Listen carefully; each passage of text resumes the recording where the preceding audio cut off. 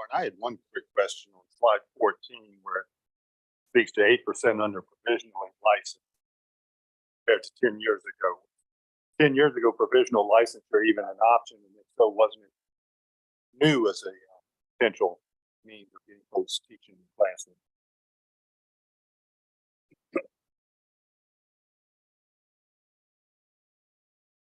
But I believe it was pretty new in its potential. And so I guess, so as I look at it, we're still looking at to take that out relatively same percentage being licensed in one fashion or another with a fully provision. I just thank you. Other questions?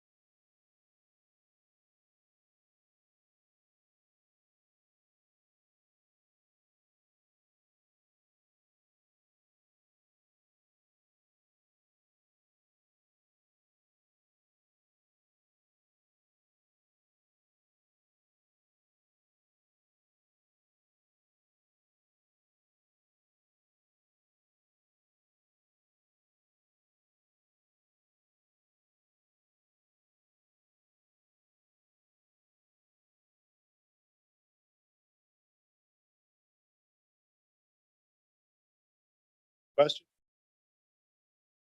Yes.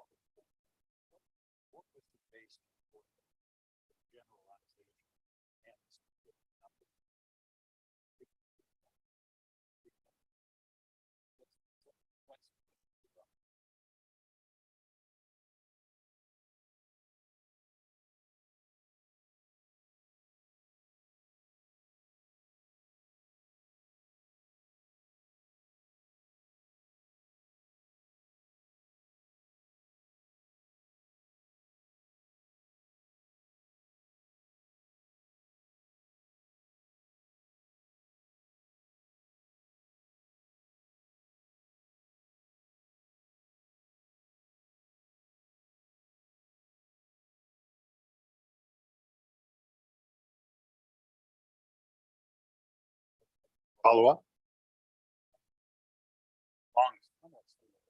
Are there any SOL or whatever collection of comparative numbers between all this?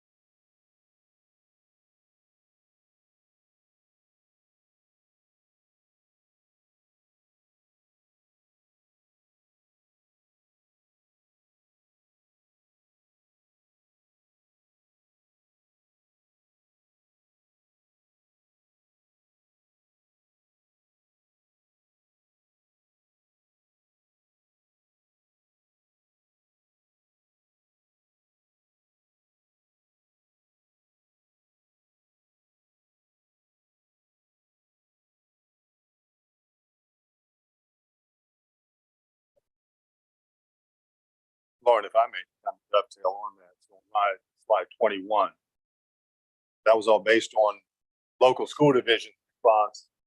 And from my personal teaching experience, I know I was always evaluated based on the local administrative criteria, i.e. my lesson plans, things of that nature.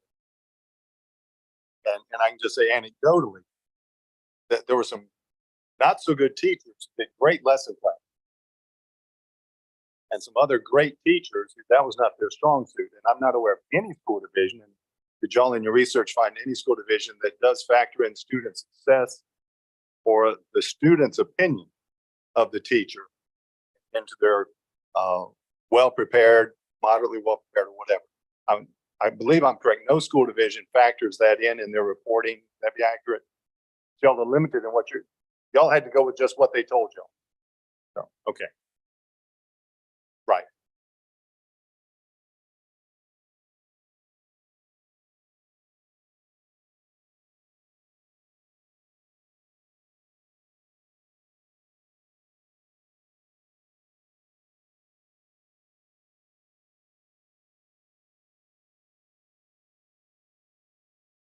Thank you.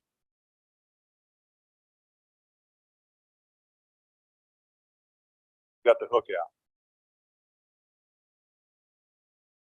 Please let me know if y'all scrutiny. We Seems can a hear lot you. better. Okay. Now you're going to get more questions. All right. And now I'll share a couple of barriers to teacher preparation that we identified, as well as some proposed.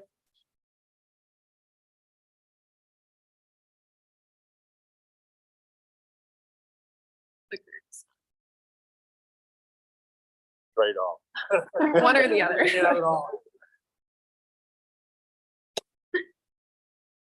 Given that across Virginia's pathways, traditional programs have ample capacity and tend to produce teachers who are well prepared, we looked for any barriers that are currently preventing more individuals from coming through this direct pathway to full licensure. One barrier we found is an assessment called the VCLA. It's only used in Virginia, outdated, and in some cases creates an unnecessary barrier to using traditional prep programs.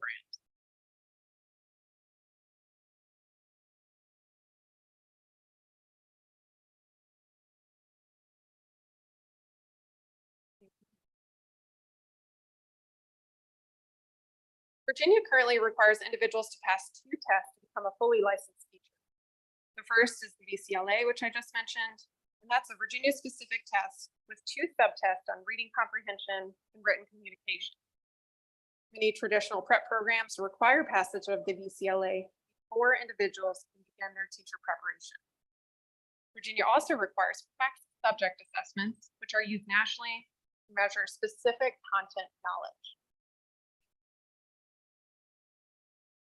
The content of the VCLA is outdated, and it's irrelevant for certain endorsement areas. Virginia developed the VCLA back in 2007, and it hasn't been changed since. VCLA also currently tests individuals on skills like advanced copy editing that aren't necessary for at least some types of teachers, like math and PE teaching. In addition to being outdated and irrelevant for certain teachers, the VCLA also keeps some individuals from using traditional prep programs, right when the state needs more people entering the teacher pipeline.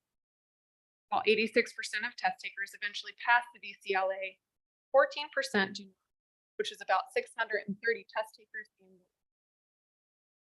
According to staff at 11 teacher prep programs, failure to pass required assessments like the VCLA is the top reason individuals can't enroll in or complete their program. An important thing to keep in mind here is the VCLA isn't the only quality assurance metric for prospective teachers. Along with the VCLA, individuals must be admitted into their higher education institution based on things like their GPA, their standardized test scores. And then for many programs, they need a minimum GPA and a minimum number of credit hours to start teacher preparation. Then there's another gate before they're approved for student teaching with tests, GPA, and coursework requirements. And after they complete student teaching and all degree requirements, they're finally eligible for full licensure from PPOE. The VCLA is just one of many requirements in this whole process. Given the VCLA's content deficiencies, the fact that it's reducing the number of individuals able to use teacher prep programs, we recommend that the state either replace the VCLA with a more relevant and nationally recognized test, or eliminate it entirely as a requirement for full licensure. In the short term, while action is being taken on the VCLA, I think a waiver should be created for traditional teacher prep programs, similar to the one already granted to school divisions. Superintendents can recommend a provisionally licensed teacher for full licensure if they've tried but failed to pass required tests, as long as they meet certain criteria. Many divisions that responded to our survey reported using the waiver, but it's had an unintended consequence of creating a disincentive for individuals to use traditional prep programs, which currently lack a similar waiver. Prep program staff report some individuals who can't pass the VCLA either can't start preparation or end up leaving traditional programs under a provisional license. This can be detrimental because they miss out on the student teaching as part of those traditional. To encourage students to continue using rigorous pathways, we recommend creating a waiver to enable higher ed prep programs, recommend qualified individuals for full licensure, even if they haven't passed the VCLA. We also have a recommendation related to a regulatory requirement that would further help improve supply of teachers, which we explain a little bit more in chapter 3 of our written report. Another thing we found is that the cost of completing traditional higher ed prep programs can be a substantial barrier for some students. I'm sure this is not a surprise because it echoes conversations about the cost of higher ed more broadly. In the context of Virginia's teacher pipeline, costs coming up is something that needs to be addressed for many individuals to be able to use the largest rigorous pathway that Virginia currently has. We surveyed new teachers in Virginia and collected feedback from teacher prep program staff. Both cited cost as a key barrier to attending traditional prep programs. Nearly 75% of new teachers from traditional programs said cost was a moderate or significant barrier, and those were the people who made it through the programs. Similarly, staff from 10 traditional prep programs said financial concerns were a top reason why individuals don't enter or complete their programs. Virginia already has a relatively small program to help reduce the cost of tuition and fees for traditional preparation. The program provides scholarship loans, which are different than traditional loans because individuals don't pay them back unless they fail to meet the program's required 2-year teaching commitment. The program currently receives a little over $700,000 per year, which funds scholarship loans for about 75 individuals. 2 large institutions each reported having 50 to 100 students who could benefit from the program if additional funding was given. There's likely more unmet demand at other institutions. We looked at a couple neighboring states to see how they fund similar programs. Their programs are fairly large compared to Virginia's. North Carolina gave $6 million in fiscal year 23 and has proposed $11 million for fiscal year 24. Maryland gave $8 million in fiscal year 23 and $12 million in 24. Meet unmet demand and enable more individuals to complete traditional prep programs, we have a recommendation to provide additional funding for Virginia's teaching scholarship loan program. The amount of the increase here is definitely a policy decision. We have a table in chapter 3 of our report, with some examples of how additional funding could be provided, how many students would benefit under the different scenarios. Question? Yes, sir.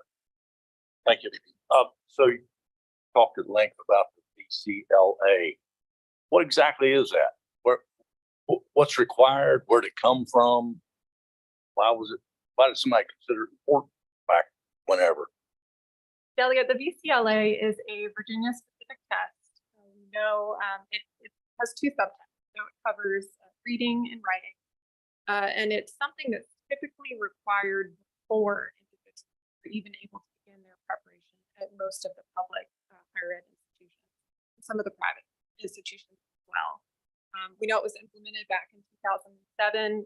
There have been some proposals to update tests as recently as 2017, but it's just not something that's been updated.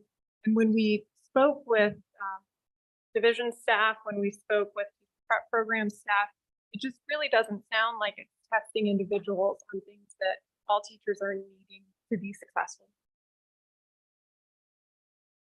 Further question? Lauren, quick question on 30, and you may or may not know this.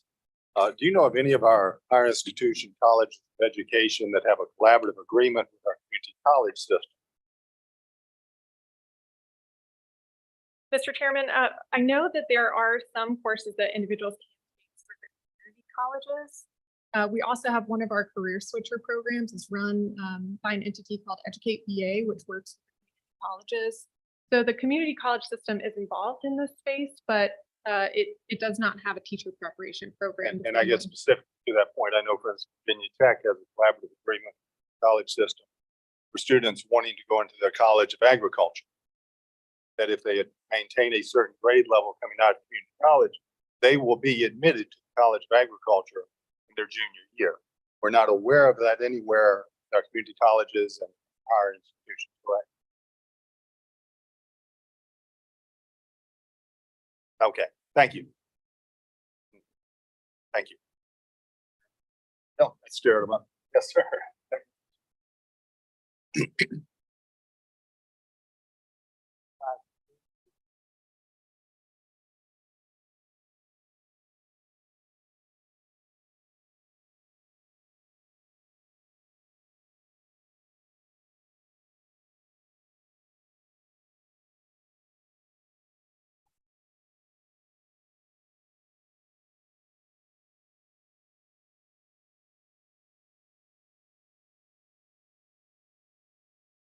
So, Senator, the division waiver is something that's been in place.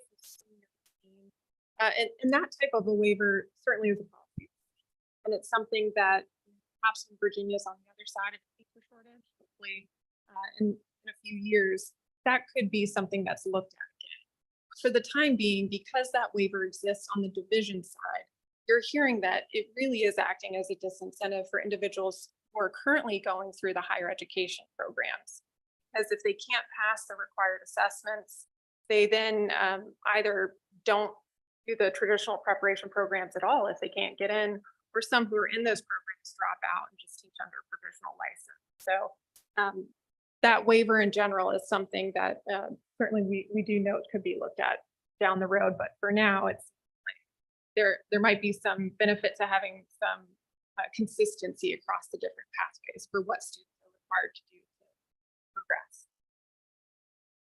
And if I may, Lauren, y'all's recommendations that it may be looked at. You don't have a specific recommendation whether it's done away with or anything that'd be accurate With the, Mr. Chairman. with the waiver process, just to be looked at. Yes, that's correct. For a waiver to be created and then down the road, it could be looked at as well as the division waiver. Further question? Yes, sir. One follow-up, and I appreciate the highlights of the CLA. One of the concerns that I've had through constituents, people entering the teaching profession, is also those who have English as a second language. Where engineer, plenty of credential, reading fine, but written not need a passing score. And so there are some interesting barriers also where we need, like lots of parts of also our teachers to look like kids in the classroom, and that is a barrier to achieving that. So this waiver would also help some of that. Senator, the waiver could help some of that. Also, just removing either updating the VCLA so that it's so that the state uses nationally recognized test, or eliminating the VCLA. That would also help that disparity. And you're absolutely right. We were told that certain student populations do struggle even more to pass the VCLA than others. And the English language learners, that was certainly a population that we were told has difficulty. One follow-up. Yes, sir. Did any discussion through the surveys come up in parity or disparity? I also have a fairly high veteran population, great, and spouses transferring in and using our process to teach in Virginia. One of the complaints or downside is that those teachers coming in, they'll also see people coming in with very different standards to get to teach. Did that come up through any of the research? Yes, Senator, we do have a little bit of information that I'll get to about the licensure process itself. And that is something where those coming into Virginia through the reciprocity pathway, that's something that we were told could be clarified. And for the veteran population in particular, we didn't have a lot of specific feedback on that population. We do know that it's somewhat unique in that they are prioritized in terms of the licensure processing times, that particular population is, but certainly reciprocity.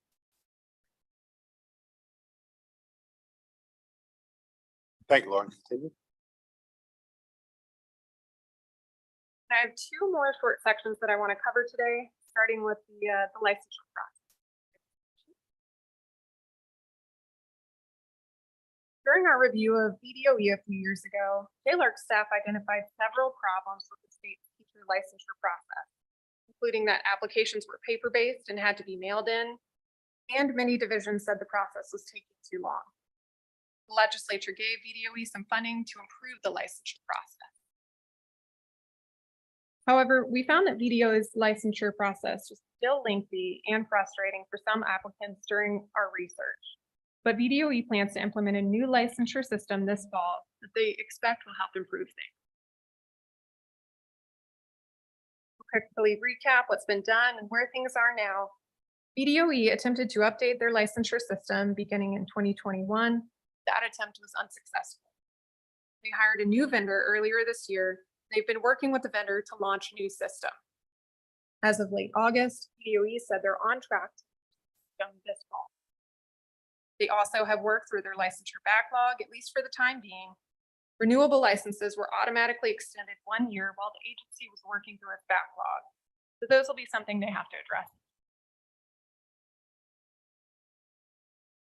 Another thing we found related to the licensure process that some divisions and individuals applying for licensure believe licensure requirements are unclear. According to divisions who responded to our survey, several aspects of licensure need to be clarified.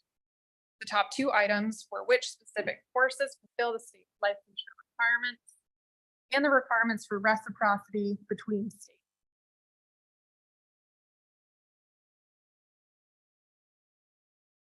And after looking through available licensure materials online, DOE does not publish key information about those two items. There's no information for provisionally licensed teachers about which specific courses will fulfill their licensure requirements, which can cause confusion and delay when these teachers are able to get a full license. There's also no information for teachers in other states about whether their license transfers to Virginia. You have to go through the process of completing a licensure application to learn whether their license can take some time and potentially discourage them from wanting to teach in Virginia. We have two recommendations that would help increase the clarity here. The first would have VDOE work with higher ed institutions to publish specific courses that fulfill licensure requirements. The second would have VDOE publish a crosswalk of the specific license types and endorsements in other states that Virginia currently accepts through reciprocity. Both of these items will take some time to pull together, so DOE should prioritize working with institutions that teach the most provisional license holders and other states with the most teachers transferring to Virginia.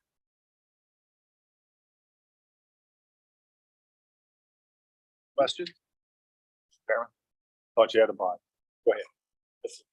So, Slide 44. So forgive me for not knowing, but you talk about the disparity between the divisions. I just guess that all divisions have the same basic requirements as far as licensure. So how are the different divisions different? Why? Yes, delegate. So all the divisions do have the same requirements for licensure itself, but they didn't necessarily all think that the same things needed to be clarified. So when we surveyed them, we asked what needed to be clarified, and we did get some different responses from different divisions, but the top things that emerged that really needed to be clarified were the specific courses that fulfill requirements, which are going to be the same across all divisions, and also the reciprocity piece. Now, there is a little bit of complexity in those requirements depending on what type of teaching endorsement area someone's pursuing. So there are some key things that individuals need: bachelor's degree, they have to meet subject area requirements, professional studies requirements, which are things like instruction, managing classroom behavior. But what you need in terms of those specific courses is going to vary depending on the type of endorsement you're pursuing. And that's where people just get a little bit confused based on the information that's out there. Lauren, follow up on that. These responses are presumed in the 75 divisions came from their HR department. That's correct.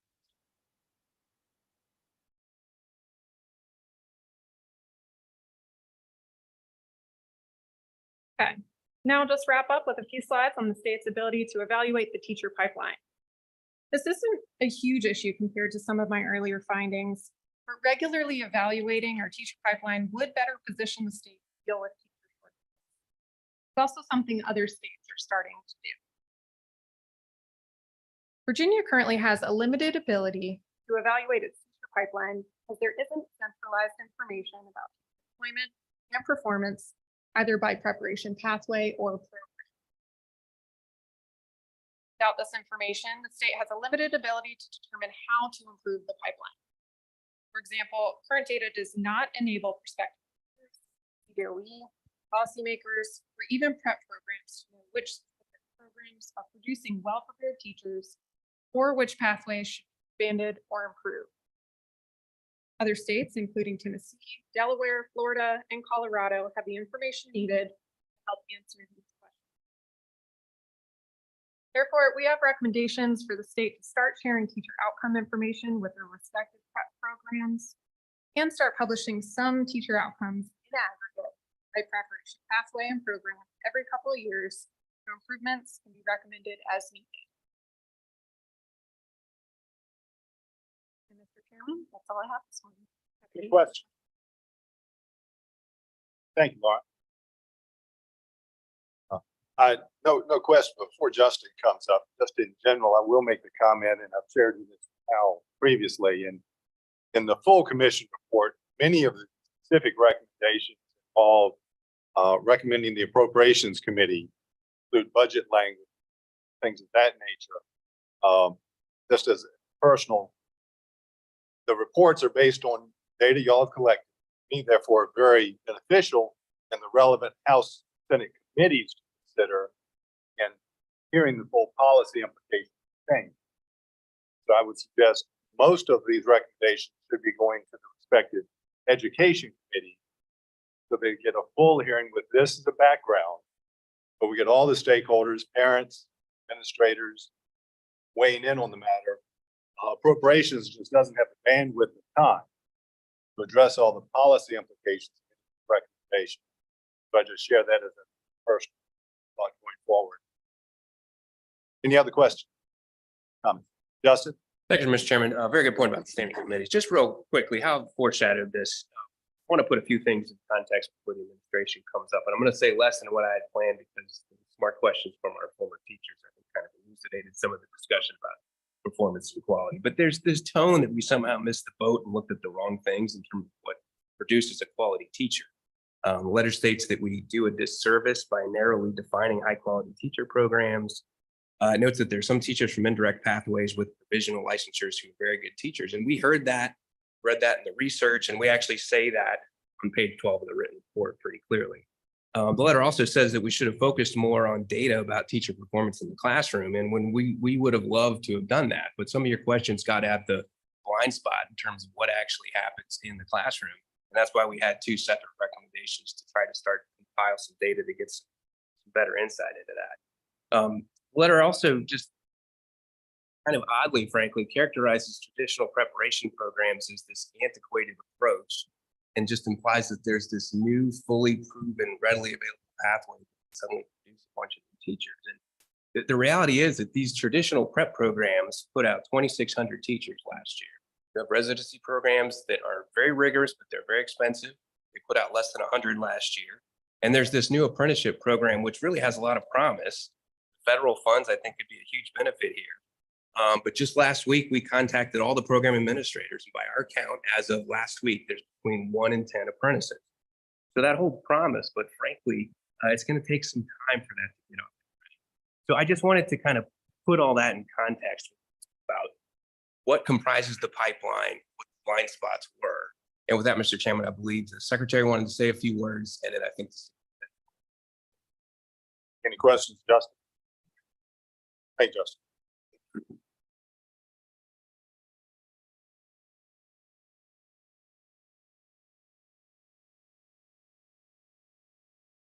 So, Madam Secretary, Madam Superintendent, y'all have the podium, whether you want to do a tag team, however you want to proceed.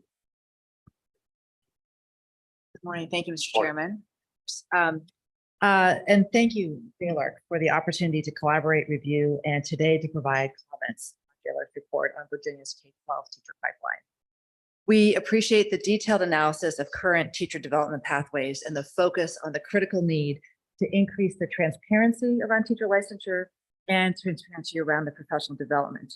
And also, as was just noted, to expand the innovative teacher pipeline models that we think are very, very promising. While we agree with the general direction of most of the recommendations, we also have specific feedback on some core emissions analysis, which Justin just referenced to. These include the following 3 items. First of all, there must be a deeper analysis around regional vacancy data. Because there's such variance across the Commonwealth, we know that there are school divisions from which we can learn about the successful approaches that they've used of building successful pipelines and dealing with the shortages. Management matters, and we can learn from the leaders and the superintendents and the divisions that have figured out how to make sure that we have great teachers in all of our classrooms. Second of all, the report doesn't ground the definition of a quality teacher in student learning. I believe that every one of the recommendations that are in this report and that every decision that we collectively make in education must be guided by research around that is data-based.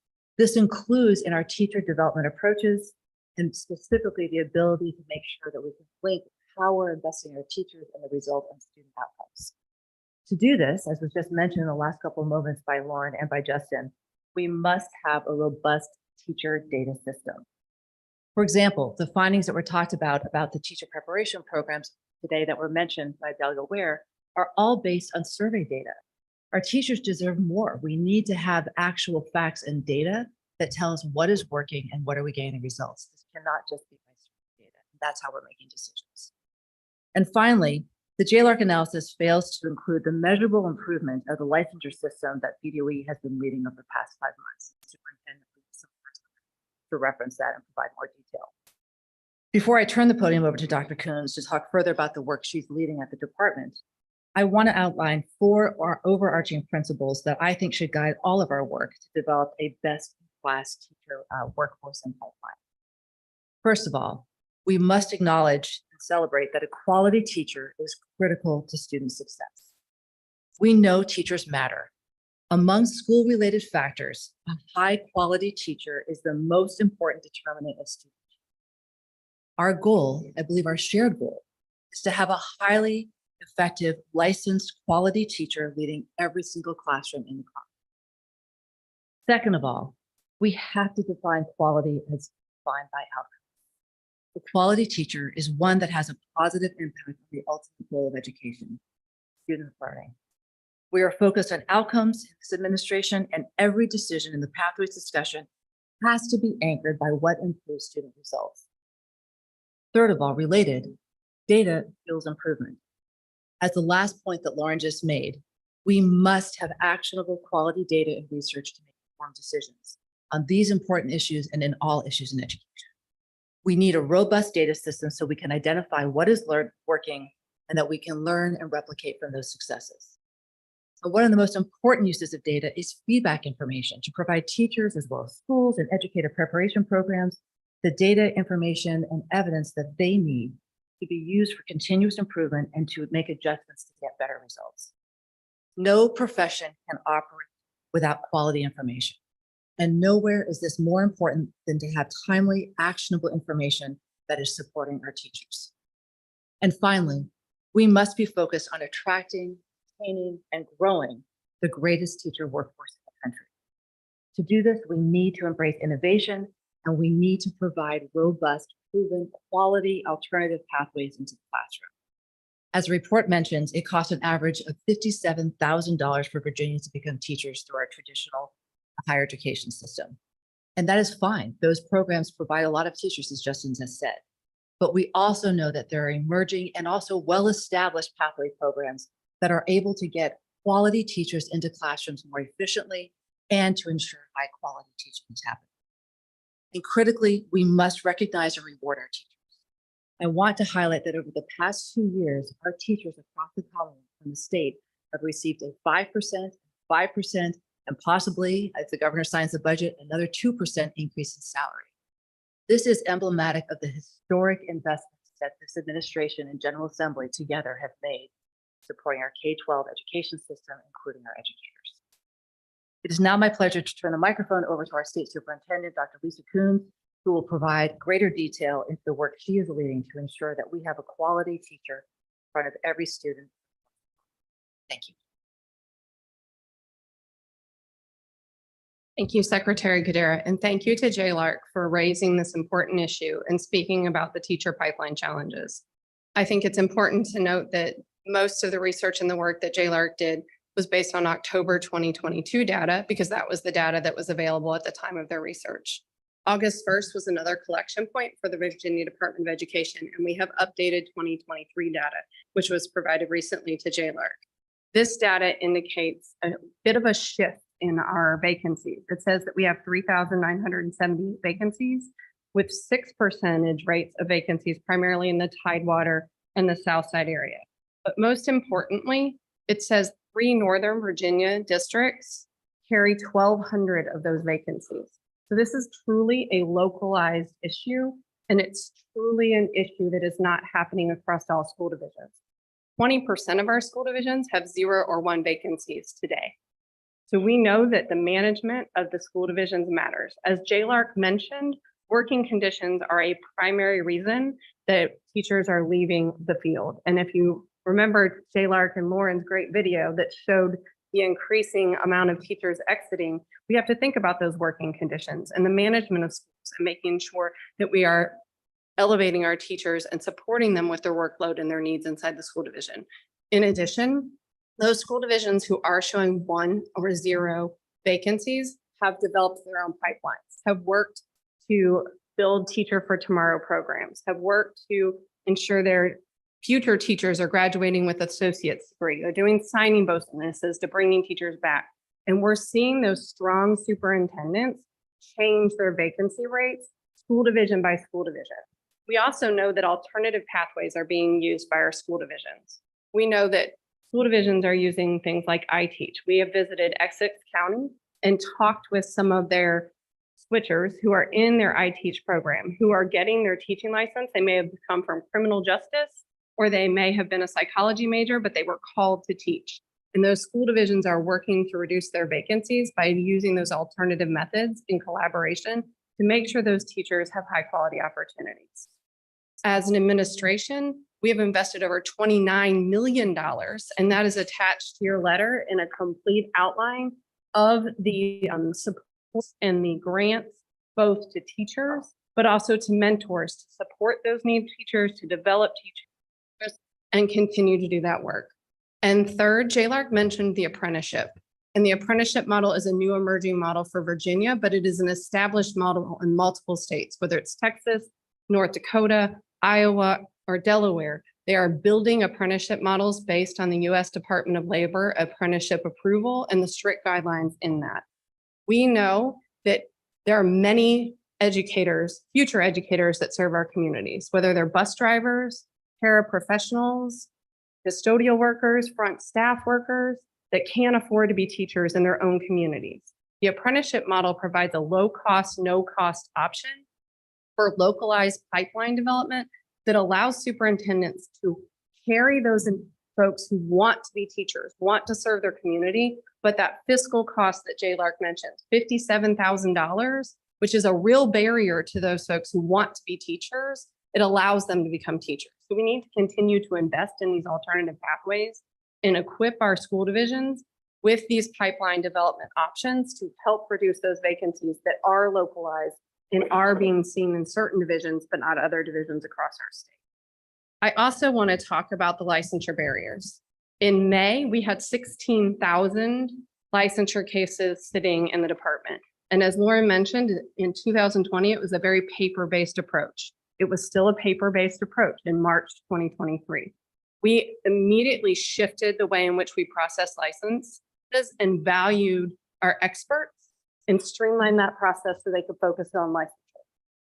Those experts process 200 licenses a day today, every single day. And I'm incredibly proud of that staff. And I want to call that out, that they are doing great work to make sure that those licenses are processed efficiently and effectively.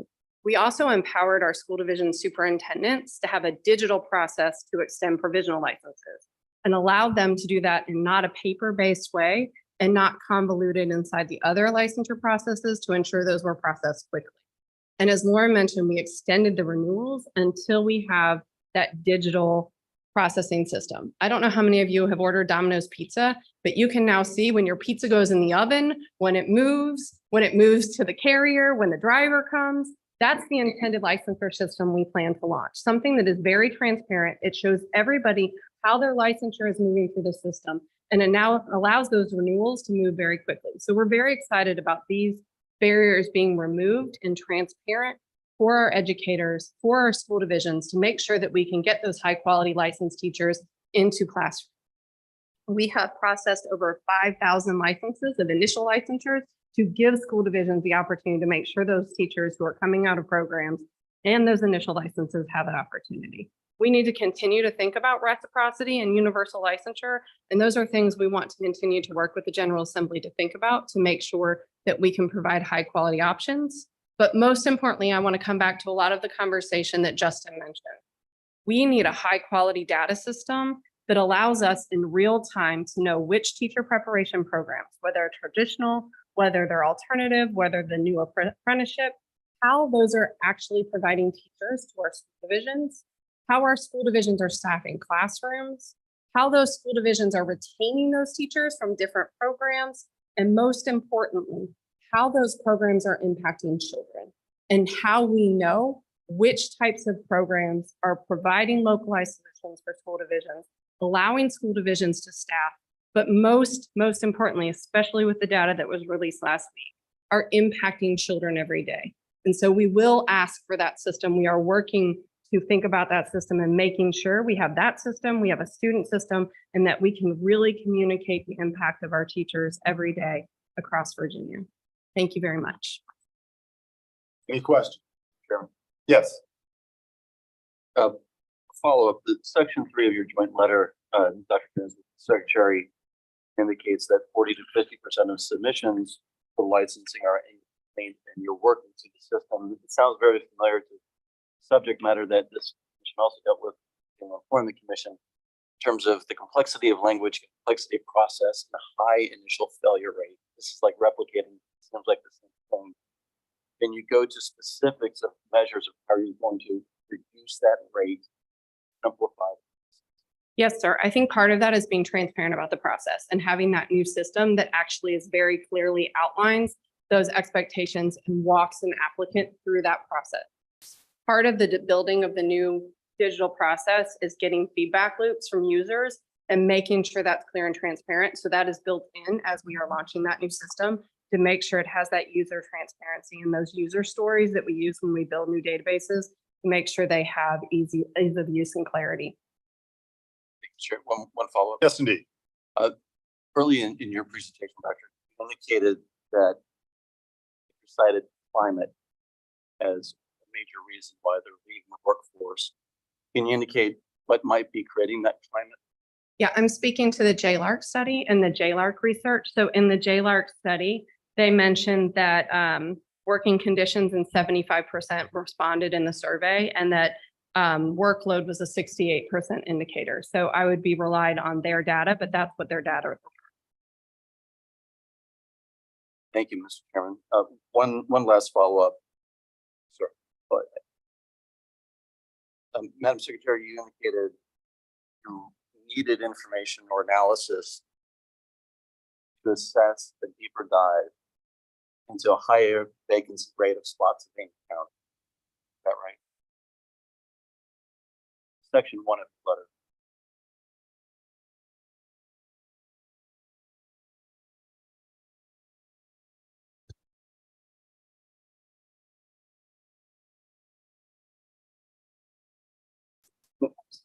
Yeah, Mr. Chairman, I'll leave it there.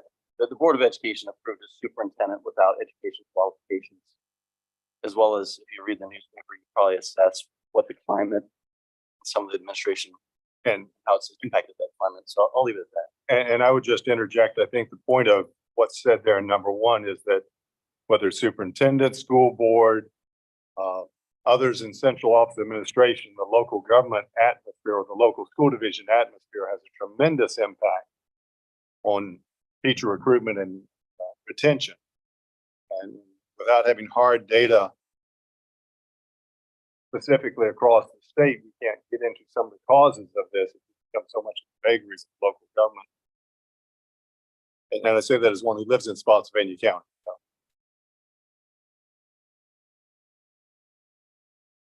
Also, we know across the hallway last week, we released data, during my remarks. I mentioned also coming out of the pandemic, the 44th state to open our schools.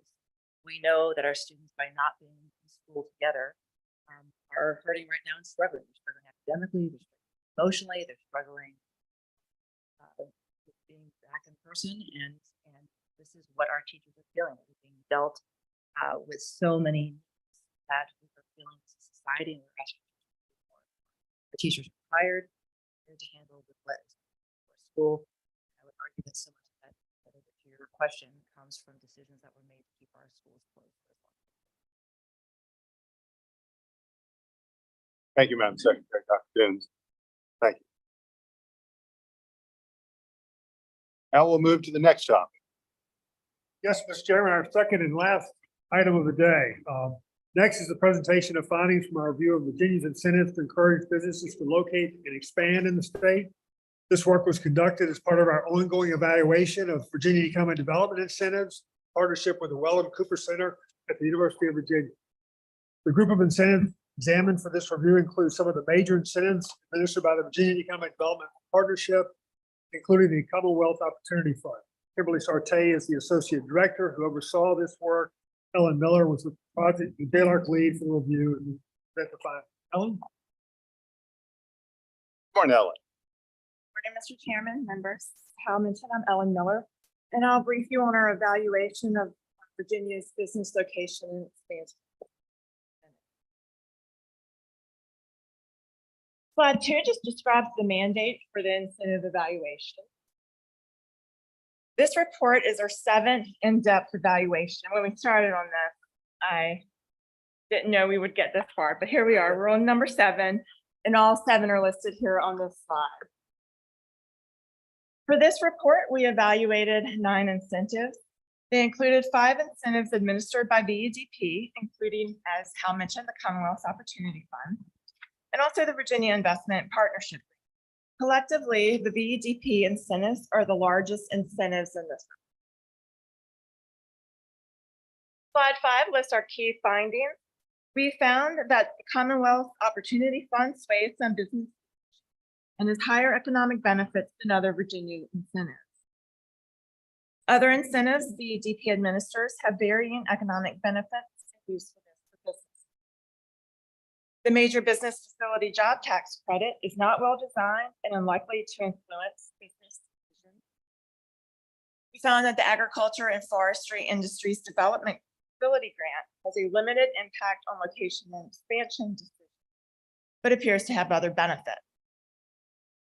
And last, we found that the farm, wineries, and vineyards tax credit had less impact than other factors on the rapid growth of Virginia's wine.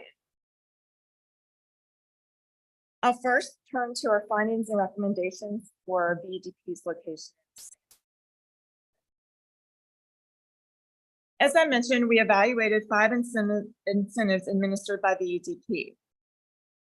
These include the Commonwealth Opportunity Fund, or COF, which is the state's deal closing grant, and the VIP grant, which encourages the state's manufacturers to expand. This group also includes VDIG, a grant that was adopted in 2005 to attract companies creating a large number of high-paying jobs. This particular program only had 1 completed project during our study.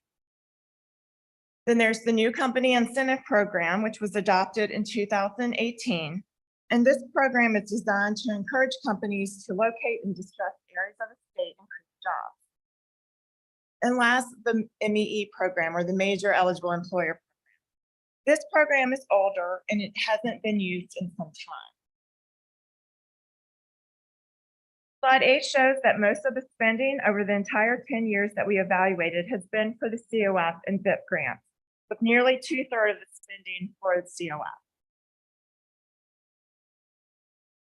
Turning to our findings, VEDP's location and expansion grants are well designed, with the exception of the New Company Incentive.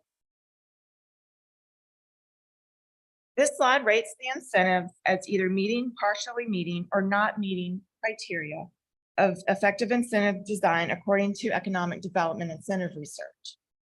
As you can see, the COF meets all of the criteria, and the VIP, VDIG, and MEE grants meet nearly all of them. Unlike other VEDP grants, the New Company Incentive Program does not incentivize higher paying jobs, and does not require projects to be competitive or considering out-of-state locations.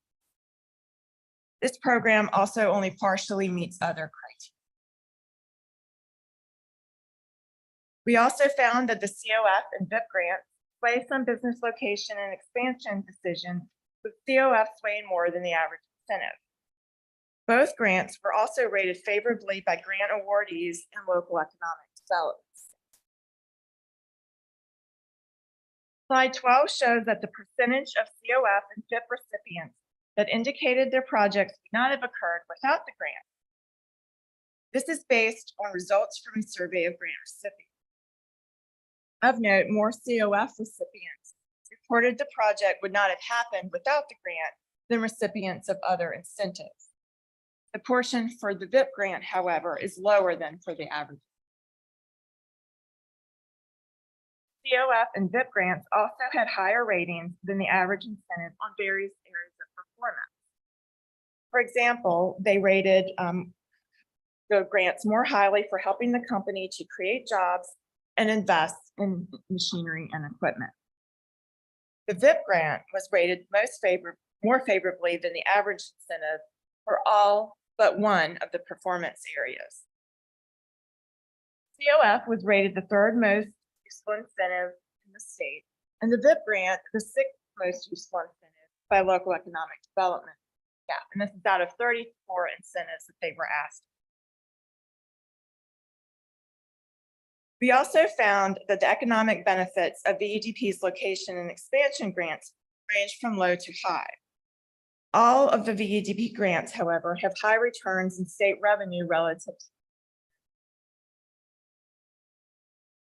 As a reminder from past presentations, when I'm talking about economic benefits, what I'm talking about is our estimation of the job creation, state GDP, and personal income that is added to the economy because of the incentive.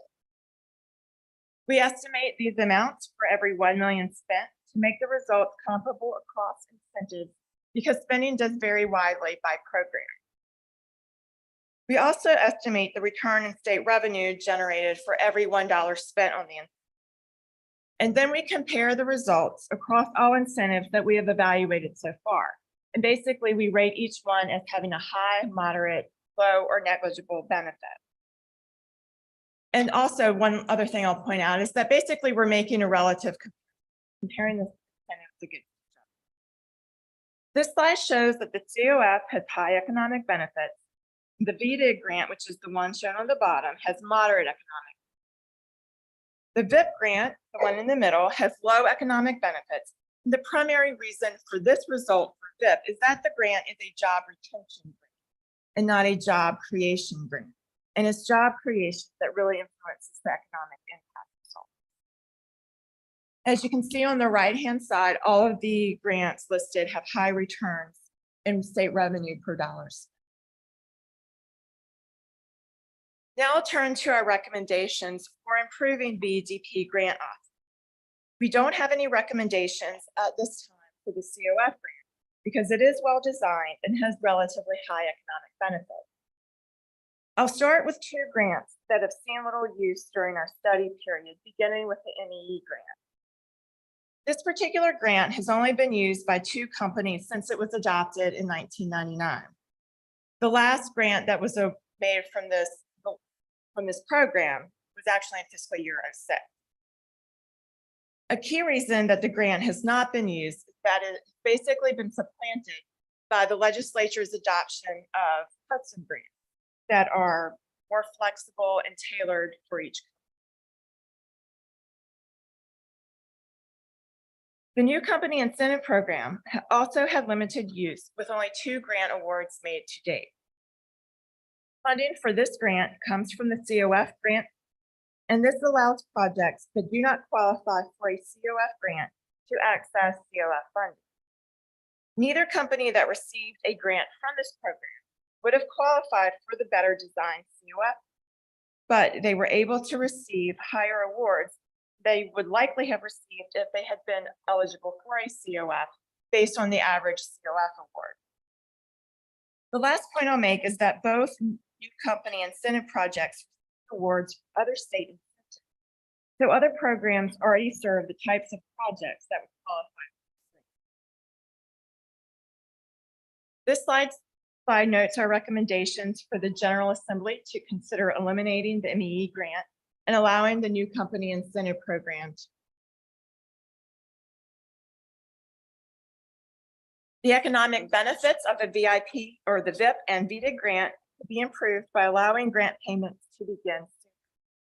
By statute, payments cannot begin until 3 years after the project has performed. But research indicates that later grant payments reduces the influence of the grant. Delayed payments may explain why VIP recipients reported a relatively low portion of projects would not have occurred without the grant. VIP and VDIC payments could begin sooner, similar to the COF payments, which now typically begins within a year after performance. And slide 20 lists our recommendations for the General Assembly to consider allowing payments for these two grants paid out. And with that, Mr. Chairman, Any question? Roll. all right, now I'll turn to the major business facility job. This credit incentivizes companies to locate in Virginia and create jobs. It's available to non-retail businesses that create at least 50 jobs or at least 25 jobs if the project is in a stressed area. Credit amount is $1,000 per job for jobs over the 50 or 25 job. Over the 10-year study period, 32 million in tax credits were awarded, but a very small number of companies received most tax credits. We found that the major business facility job tax credit is not well designed and is not likely to influence. In terms of design, this slide rates the credit on several features. The only criteria the credit fully meets are having an expiration date and targeting distressed areas. In terms of influence, the credit is unlikely to influence business decisions because the credit amount is only $1,000 per job. This is lower than the amount per job for the average Virginia grant and is far lower than the amount per job for job tax credits in other states. Stakeholders also indicated that this tax credit functions more like a reward for jobs.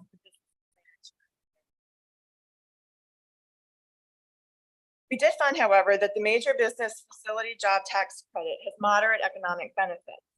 This is likely because the credit requires job creation. The credit, however, has a low return in state revenue relative to other instances. The economic benefits and returns in revenue are listed on this slide. And I indicated the benefits are moderate because they are similar to the economic benefits of the average incentive.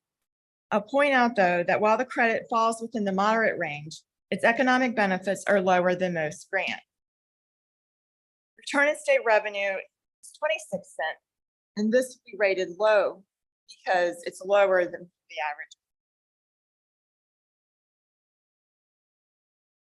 We identified several changes that would improve the tax credit's design and economic impact. Eligibility could be restricted to export-based businesses and to businesses that pay above a certain age threshold. And these changes would better target the credit to higher impact businesses. Adopting a program or per taxpayer would better align the program to best practice. The DP could administer the tax, especially if the previously mentioned improvements are adopted. Right now, Virginia Tax administers the credit. We feel the improvements would require a more in-depth approval process, which DEDP is better positioned to accomplish because of the process it uses for administering the grant. DEDP would also be better positioned to make policy recommendations to further improve the credit, such as making a recommendation for increasing the award per job to increase the influence of the credit on business. However, if these improvements are not made, the credit could be allowed to expire. As with the new company incentive program, we found that businesses using the tax credit have benefited from other incentives that are better designed. Slide 32 lists our recommendations for the General Assembly to make improvements to the credit or allow it to expire. And with that, I'll pause. Is there any questions? Chairman? Question, yes, I'm sorry. Yeah, so when you're talking about the economic benefits of the different programs, how did you calculate turn in revenue? What all does that pay? So for data analysis, we use the REMI model of Dr. Weldon Cooper does that. But basically, what we're doing is looking at the jobs that were created and any other activity that can be estimated with the model to see what types of impact it has on additional job creation, state GDP, and personal income. And then actually I don't think the revenue analysis is a little bit off. And he uses other. Yeah, Delegate, we use state government revenue data from US Census Finance, and we benchmark it against certain economic data. And when we do these simulations, we get results like GDP, personal income, and a few other things. And we compare it to that baseline data. And we sort of portioned out and then applied to the impact. So it's a model derived revenue result based on data. So there are different revenue categories. Sales and use tax, sales of different types of commodities, and GDP is compared to corporate profits, personal income to income taxes, and so forth. We have a revenue model that is a consistent pattern for all the programs. Thank you. With that, I'll move next to our review of the Agriculture and Forestry Industries Development Facility Grant. This grant is offered to attract and expand agribusinesses and forestry businesses in Virginia. It's available to companies that process or manufacture agriculture or forestry products and create jobs, make a capital investment, and purchase at least 30% of their raw products from Virginia sources.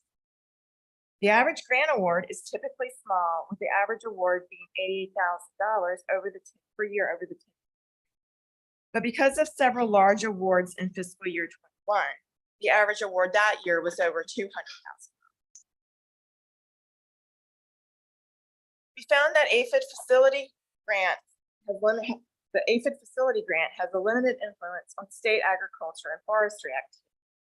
However, the grant may be useful for encouraging purchases of some declining commodities, and stakeholders report that it is useful. Slide 36 shows that only 16% of recipients said they would not have undertaken the project without the grant. This is less than for the average incentive. We also found that the minimum commodity threshold, which is 30% of raw commodity purchase, is likely too low and may not effectively incentivize purchase. On the left, you see that grant recipients typically purchase well over the threshold, as do most Virginia firms that purchase raw commodities, and that's the bar on the right. The problem with having a low threshold is it allows the potential for businesses purchasing a much lower than average portion of Virginia raw commodities to qualify for the grant. We did find, however, that the grant may help bolster commodities that are declining. Aphid facility grant recipients purchase 5 types of commodities at proportionally high rates compared to their statewide average purchase. 4 of these commodities have seen declining purchases within our study. Like the COF and BIP grants, stakeholders report the grant is useful. It's rated the second most useful incentive by local economic development. And 2/3 of recipients reported the grant was very important to their ability to invest in equipment.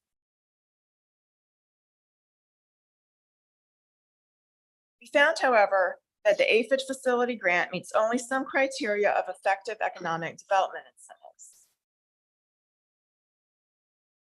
You've seen this slide before, so I won't spend much time on it, but I will note the aphid facility grant only meets 2 criteria of effective design, and that it is a job creation grant, but does not have a wage.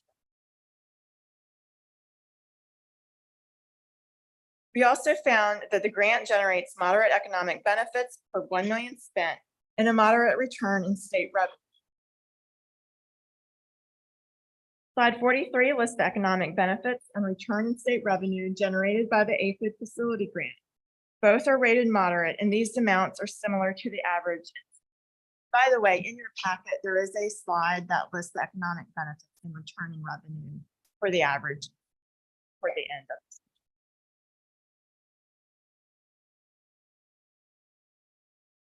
We identified several changes that would improve the grant's economic impact and design. One change is to increase the commodity threshold to 50%, which is the average proportion of state-grown commodity purchases by all Virginia firms. Secretary of Agriculture and Forestry has the ability to waive this requirement for a project of statewide importance. Some projects appear to be meeting the commodity threshold based on weight rather than value of the commodity, which could allow low-value goods to qualify for the grant by meeting the weight criteria. The guidelines could be clarified to base the threshold on value rather than weight. And this would increase the economic. Adopting a minimum wage threshold would also increase the economic impact of the jobs that are created. Next two slides summarize our recommendation. This one summarizes our recommendation directed at the Secretary of Agriculture and Forestry along with VDAC and the Department of Forestry to revise the guidelines to increase the commodity threshold and also to clarify the minimum threshold should be based on value, not weight. And then this slide summarizes our recommendation for the General Assembly to consider adopting a wage threshold for jobs.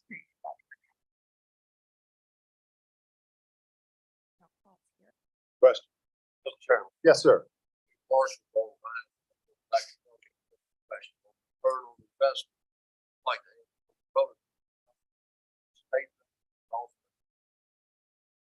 Yes.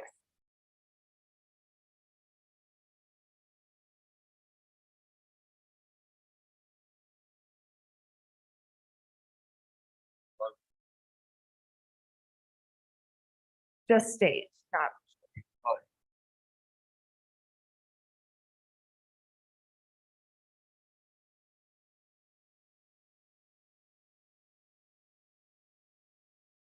Right, when there's a match, like a local match, we will include that. Okay. Thank you. You're welcome. Mr. Chairman. Yes, sir. You know, when you first started out, you said something about some other benefits, office specifically about the APHID. And one thing that I'm highly aware of, have a very urban area like Virginia Beach, where I'm from, it transitions to a rural area down there. We have a lot of pressures to develop farmland down there. And some of these APHID grants that further value, pick your own, like refrigeration equipment and some of that, is taking the development pressure off of this land because these people have some pick your owns, agritourism down there. By helping to incentivize some of these things, take that development pressure off. I'm very familiar with hundreds of acres in my neck of the woods that have to pick your own down there that because of these APHID grants aren't growing houses as opposed to growing apples. Thank you. Continue, please. And now I'll turn to the farm wineries and vineyards. This credit was adopted to promote the growth of Virginia's wine industry. It's valued at 25% of eligible purchases to start or improve a winery or vineyard in the state.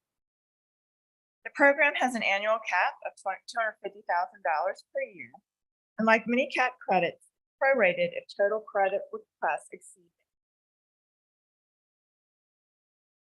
We found that Virginia's wine industry has grown substantially, but likely not because of the farm wineries.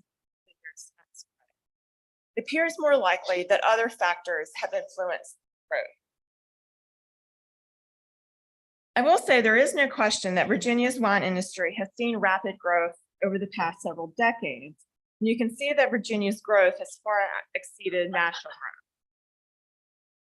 However, this growth is likely not because of the credit, because most of the growth occurred before the credit was adopted, which is One reason the tax credit likely isn't influencing the growth in Virginia's wine industry because the credit is so small. As I said, it is 25% of eligible wine production expenses, but the credit has been heavily oversubscribed and had to be prorated, and recipients are only receiving about 2.6% of their eligible purchases back in tax. I didn't point it out, but slide 48 does note that the average tax credit for business is only about $5,000. Because of this low amount, it is also not surprising that the proportion of recipients that reported the project would not have happened without is 19%, which is lower than the average.